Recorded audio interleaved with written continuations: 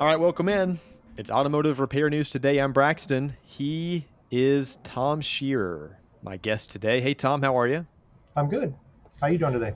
I'm great. So, Automotive Repair News today, I love talking about what's happening.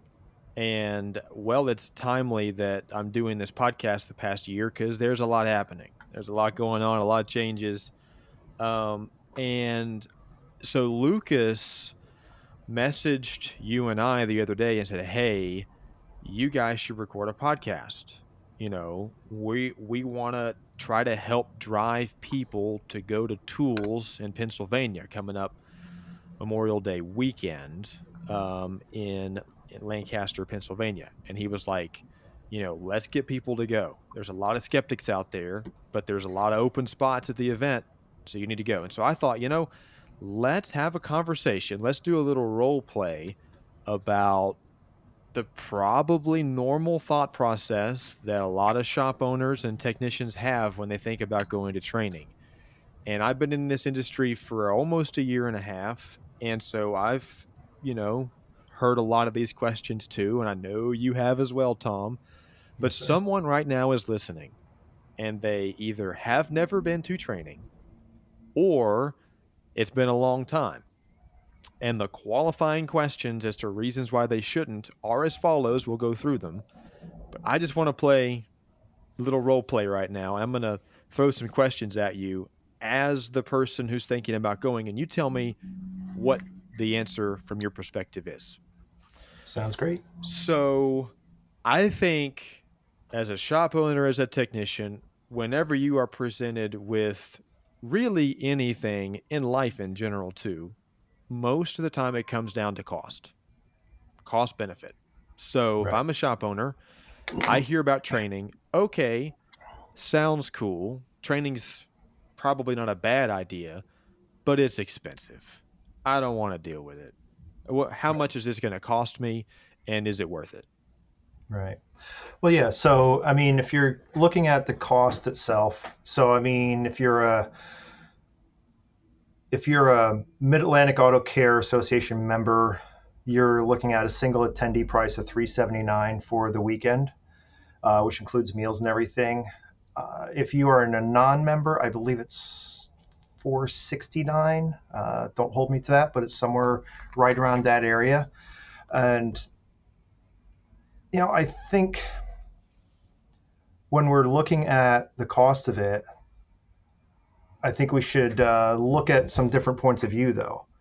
It's yes, there's a cost associated with it, but I think we should be focusing on what the return on investment is on that, rather than just how much is it going to cost me. So, so instead of just looking at the cost, we can say, okay, what is it? What am I going to get out of that? And what's it going to cost me by not going to that training? Hmm. That's an interesting perspective. What's the answer to that? What's the answer if I choose not to go because I think, I don't want to afford or I can't afford that price? What am I actually paying without going? Right. Well, so we can look at it from a bunch of different angles. So let's say we're looking at it from the owner's point of view. Okay, I don't need to go to training. I mean, I'm doing good. I'm doing better than the average independent repair shop every year. I'm making 5% net rather than the average, which is I think it's down around like 2.5 or 3%. Well, there's people out there like Rick White, for example. He's got an amazing owners class, and I believe is mostly owners focused for this year. But there you can learn a bunch of different points of view on how to make your business more profitable, and maybe you can get that net up to 10%, 15%, 20%. There's a lot of money you're leaving on the table by not coming to that training. You think simply going to a training like this, I could maybe do that? Like I could legitimately spend that money Mm-hmm. and within a year's time really grow my net profit? Absolutely. It's you have to go in there with an open mind. You can't go in there thinking, man, I don't know why I'm here. I already know all this stuff. I'm not going to learn anything. You have to be willing to accept that there's a different way to do things than what you're doing it right now, and be willing to make those changes. So it's, yeah, I mean, can you make a couple points on your own? Can you go from 5% net to 15% net on your own? Absolutely. It's just how aggressive are you going to be with putting yourself out there and making changes? So let's say I'm at 6%. I'm at 8%. I'm doing well above the average. Mhm. You still think there's room for growth, and me going to training my technicians, training myself, I can continue to grow if I push myself. Absolutely. And so I'm just talking about one point of view from the owner's point of view. But if we look at this conference coming up, I mean, there's training for the owners, there's managers, there's advisors, there's obviously a lot of technical training. So we go down through the list. Okay, we get our managers more in tune with KPIs and everything in what the company should be doing, and everything that's going to help give us a boost. We look at the advisors and get them trained up on how to properly estimate and or sell. That's going to give a boost. It's pretty much just across the board. And obviously, I didn't get to one of the very important parts is the technician. It's there's a lot of technical training out there to help them be better equipped to diagnose, repair these cars.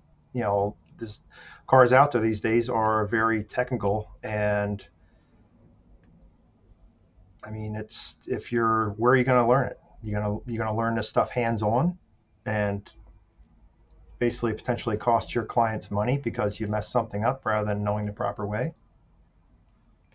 So what about, okay, I can swing the $500, per attendee. I can get a hotel room. I probably can handle that. But, you know, so the event is May 29th to June 1st. So you'll have to close your shop for one, maybe 2 days, especially if you have to account for travel. Right. So then you have to think about how much you lose when you close your shop. What do you say for something like that? Well, for me, it's so understand our shop here at Shearers, we do at least once every other year. We close down for I think it's 3 days, and we head out to some other training conferences through with WorldPack with STX, and so there's there's all that cost. There's how much it costs to register, get there, and then we have to look at the lost revenue for those days that we are out. I think we need to look past the cost and what that revenue that you're losing is, and focus on what are we going to gain out of that? What's our return going to be by having a better trained team? Uh, if you're taking your whole team with you, there's so many other things that go with it other than just the cost. You have the culture. You're building a stronger culture with your team out and about outside of the shop environment. So there's a lot of positives to, even if it is shutting down for a day or two to attend something like this. How long have you been going to training? So I personally, I mean, I've been doing training for many, many years. So, and individually, our team has been going out here and there for, again, many years. We first started going as a team in 2022. And yeah, so we've been to the STX events twice so far, and we're expanding that out. So tools this coming up the end of May, we have 10 people and myself registered. So it's yeah, it's well worth it to be able to build on your team's knowledge and just come back better equipped to take great care of your clients. When you first started thinking about going to training, did you have any of those, skeptic thoughts, questions?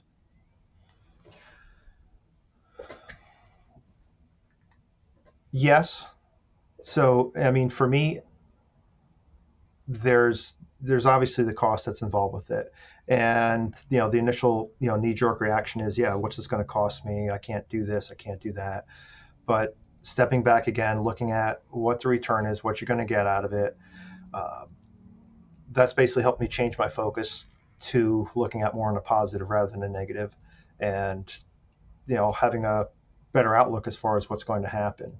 You know, we've had team members in the past that pretty much push back pretty hard. Well, I don't need to go to training. I know it all. I mean, just listen to what did I just say there? I know it all. Okay, what does that tell you?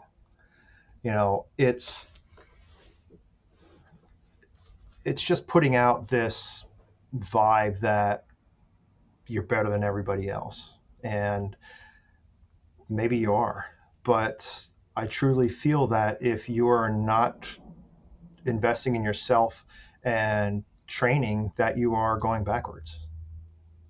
I agree with that too. I mean, you got to, we're never a completed project. You know, Right. like you said, with the technology, things are always changing. In this field specifically, but as just people, if you're not trying to work on yourself and grow as a human being, then you know you're getting lazy and things that you don't even realize are happening. You're falling backwards. You are. Yeah, You. for It's sure. so. Yeah, and that's something that we always, in our staff meetings and any conversations we're having as a company, we talk about the fact that we part of the requirement to work with shearers is uh, training. Annually we have a minimum requirement of 40 hours of training. Our recommendation is 80 hours of training every year. And I back that up. I'm not just sitting here talking about, hey, you need to go and do this, you need to go and do that. I'm training myself. I'm constantly working on leadership training, coaching. I have a business coach that I work with, things like that. And so even myself, if I'm not constantly improving or looking to get better and improve upon what I'm doing, I'm going to be going backwards. And that's not the direction I want to be going. So you mentioned the technician that says I know everything. That sounded like something that's happened to you. Like that's an experience based answer. So Yes. for the person that you've talked to, whether they were on your team or not, or even a shop owner that you've connected with, and they've said something like that, but somehow you convinced them to go, or they decided to go anyway and just try it one time and see what happened. The follow up conversation you had, what did they say? And have they been more open to going back in the future? Did they see what you were talking about, the actual results, that it is worth what you do? Well, Braxton, I'm going to be honest with you. That experience that I'm talking about, that one person that kind of comes to mind is actually no longer employed with us. And, it was part of that decision was based off of training and willingness to be a part of that. Um, there was other members of our team over the years that have kind of shown some concern and skepticism and everything. But yeah, the conversation afterwards, I mean, they were willing to jump in and go and join in with the team. And I mean, everybody. That first time we went to that training event down in Florida as a team, I think we had with a couple spouses. I think we had like 12 people there, and I mean, we came back, and I mean, it was just totally different world. I mean, it just totally changed the game for us here at the company. And everybody's, sharing what they learned and talk about how great it was, very excited for the next one coming up. So, I mean, it was just, it's definitely changed people's opinions over the years. So tell me about tools. We're talking about training. Obviously, there's classes. that Yeah. kind of thing. But what else, that person that's listening that is skeptic, that's not gone to training before, set the scene and paint the picture of what actually happens and what you do and all that takes place from the second you get there to the moment you leave. Yeah, so there's a lot going on here this year, and I'm going to say Brett Fadley has done an amazing job building up this program, and I'm excited to see where it goes. So, I mean, I believe there's like 52 classes, 52, 53 classes available for that weekend, and it all starts with an Thursday, all day Thursday classes that you can choose if you want to attend or not. But I mean, you got people like Brandon Steckler there. You got Rick White. You got Andrew Fisher, I believe.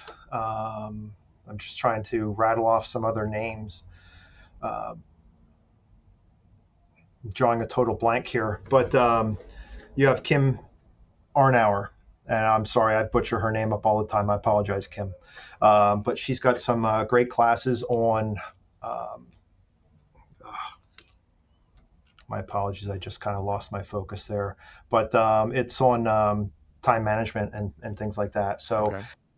there's there's great classes pretty much across the board, no matter what position you're in at your shop. There's also collision classes. So, and I think that's an area where I'm not sure how wide you guys, if you guys get involved with the collision side at all, but there's a good amount of collision classes available as far as estimating, and I think there's some more hands-on stuff as well. So I mean, it's out there for everybody. There's for the owners. Some of the owners don't take a lot of classes. I'm not taking a lot of classes this time around, and I'm really excited about the networking. Just getting out there, getting to visit some of the friends that I've gotten to know over the years all over the country, and just talk about what's going on. Help each other out. And I mean, I'd be doing you a disservice if I did not talk about Josh Parnell being there this weekend, this year as our keynote, and I'd be doing you a disservice. He's going to get a chuckle out of that when he hears it because that's one of his lines he talks about. So, but Josh is a really good guy. I've gotten to know him recently, and I love what he's doing out there on the leadership side. So there's just so many different things that are available for you. Um, there's if you're bringing your family out there, there's Dutch Wonderland across the street to take the kids to. I mean, you're Lancaster, PA. You're in the middle of Amish country, so there's just a lot of different things to experience out in the area. So there's obviously some free time where you can go do other things too with your team, your family, you know. Yeah, Okay, yeah, great. absolutely.